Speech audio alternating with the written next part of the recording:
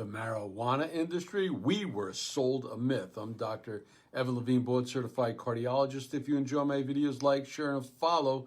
Think you're too smart to be fooled by big pharma? Well, a massive new review in JAMA, the Journal of the American Medical Association, just called us all out. They're saying we're sold a medical myth by the marijuana industry, and we took it hook, line, and sinker.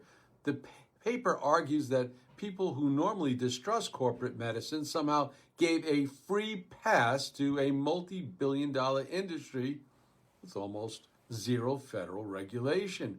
We treat dispensaries like pharmacies, but here's the kicker. Unlike your blood pressure meds, these drugs aren't FDA approved for 90% of what they're being sold for.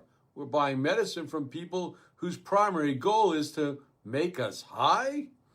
Researchers looked at 15 years of data, and their conclusion, the evidence for cannabis helping with anxiety, sleep, or general pain, it's weak or non-existent.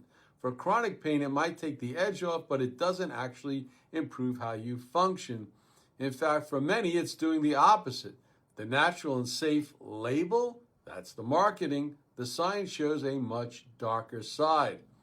Here is the stat that should scare you. Roughly 30% of people using medical cannabis now meet the criteria for cannabis use disorder. That's addiction, full stop. And we're seeing higher risks of suicide, lung issues, and vascular dysfunction, which is a fancy way of saying it's trashing your arteries, similar to what alcohol and tobacco did. We traded one big industry for another, and this one has even less oversight. Now, the JAMA authors are telling us cannabis is unhealthy for our minds, our lungs, and our heart. They're saying, wake up. Stop treating a retail industry like a healthcare provider.